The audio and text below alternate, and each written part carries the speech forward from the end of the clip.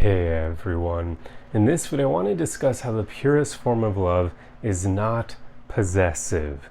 This is something that isn't exactly shown a lot in the media and movies and TV shows and music and other things like that, even in books, because it's something that's incredibly rare. It's very difficult for people to not exactly be possessive in their relationships when loving someone else. A lot of people almost view love as like this thing where you need that other person in your life, and if they were to leave your life, you would be devastated, you would be broken, you wouldn't even know how to continue your life without them. Well, that is not the purest form of love. That is not the height of love, because that's possessive love.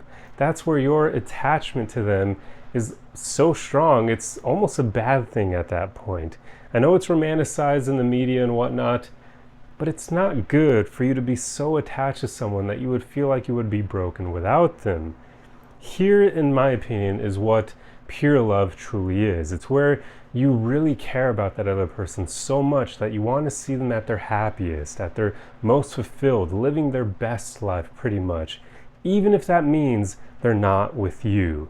Because sometimes we could be holding another person back, right? Like, we aren't perfect ourselves. We have a lot of work all of us can do. So there will be times where maybe someone else is actually a better partner for the person you're in love with. And if you're truly in love with them, like that pure form of love, should I say, you would be willing to let them go to that other person who may be a better person for them to be with, a better life partner.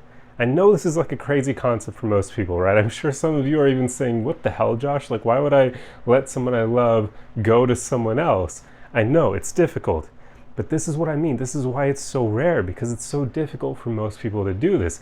The reason I'm even discussing this subject is because last night with one of my great friends, he and I were having a conversation about love, and we were talking about this subject and our ideas of it and the discrepancy between possessive love and this pure form of love, because I was referencing Casanova's memoirs, which are a decent read. There is some stuff in there that just doesn't hold up to today's standards, so there are weird things that Casanova did, so he's by no means a perfect person. If you do want to read his memoirs, just know that there are going to be some not so great portions of it, but he was able to practice this pure form of love. And I remember when I was reading that, it kind of struck me how beautiful it was. It even struck me how difficult it was for him, because he basically was a kind of man who never wanted to get married. Even back in, I think he was alive in like the 1700s, he did not want to ever get married. Like that just wasn't him. It didn't fit his personality. He loved women so much that he didn't like the idea of only being able to choose one woman for the rest of his life. He was of the mindset of, I love women so much that why should I hold myself back like that when I want to explore her mind, and I want to explore her mind as well, and of course their bodies as well, because he was Casanova. But yeah, he wanted to just meet as many women as possible and connect with them on a deeper level, and he wouldn't have been able to do that had he married any of them. So there were quite a few times in his life where he was legitimately in love with a woman, and she would ask him, hey, like, what's the next step? Are you going to marry me? And Casanova would then have to tell her, hey, I really love you. I care deeply about you, but I don't want to get married. And it would almost break their heart. But then here's the crazy thing. He would then find a suitable partner for her, a man who could make her happy, who could provide for her and whatnot. And he would introduce the two of them and basically set them up. And then they would get married. And he would let go of this woman that he loved. It was so crazy for me to read this. And he did this multiple times, mind you. Like, this wasn't a one-time thing. Casanova was so different in that regard, where he was just able to practice that pure form of love, that height of love, where you want someone to be happy above everything else, even if that means that they're not with you. Many people just aren't capable of doing this because they have too many insecurities and whatnot, too much trauma they haven't healed from, and they fall into that attachment form of love, that possessive form of love, where they want this other person. They want to throw a chain around them and loop them in and never let them go and never let them leave their sight and whatnot. Sometimes people will even hold their significant other back from opportunities that will make them happier. Like, they'll hold them back from a dream job if that job will take them away. So It's really unfortunate to see, but this is why I would strive all of you, or should I say, I would suggest to all of you to put in the work to be able to practice this pure form of love, because it truly is a special and even beautiful thing.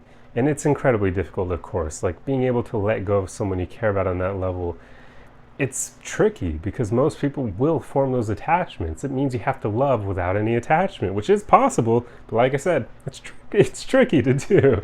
It's tough, but it's doable. So I would suggest all of you practice this, or try to practice this, because it's incredible, and often it's worthwhile, because it will mean you will be able to see these people you care about blossoming into their best selves. I know it won't always mean that they'll be with you when they're blossoming like that, but that's okay. I mean, I've met women I really liked, and I could tell I wasn't the right fit for them because we were on different wavelengths. We wanted different things in life. Like, for instance, when I meet women who are really great, but they don't want kids, immediately I know there's no future with her, because I want kids, and that's something I'm not going to sacrifice no matter how great a woman is, because I want to raise children.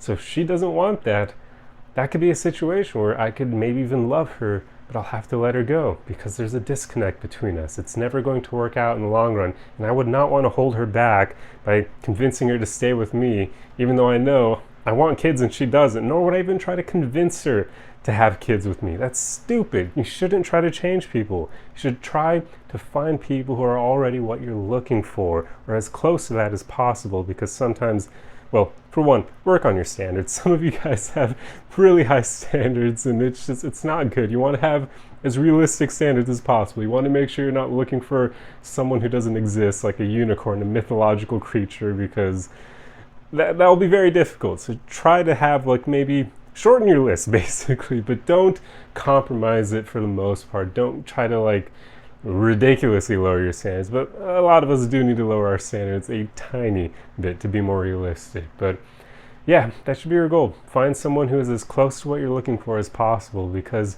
you shouldn't try to change people. You shouldn't get with someone hoping you can mold them in the way that you desire. That's just not how things work rather often. And that also means, do you actually like them for who they are in the here and now? If you're trying to change them, do you really like who they are? Do you? Or do you like the potential of what they could become? Because that's not currently them. So even if you see all this potential in them and you fall in love with that potential, that's not actually them. You're falling in love with a fantasy. So yeah, just things to think about. But I really like exploring this concept of this pure form of love, this height of love, because it's a fascinating thing to me. And yeah, it is incredibly, incredibly rare, because most people just aren't capable of loving someone and letting them go. But I do think there's a lot of, it's a very admirable and beautiful thing. And if someone is able to acquire that, I do reckon it would greatly elevate them from the crowd. And I also wager, if you're able to get to this point where you could practice this, I don't think you'll ever really need to. Because if you can love without that attachment, if you can love and be willing to let go, you're going to be so freaking magnetic and attractive to the people you're interested in that I don't think they'll want to let you go. And I don't think, like, at that point, the only thing that really could come between you two would be logistics, which sucks. It does happen from time to time. That would be like that scenario where they get their dream job, but it takes them to a different country or something else, and maybe you're not willing to move with them. So that would suck. It does happen.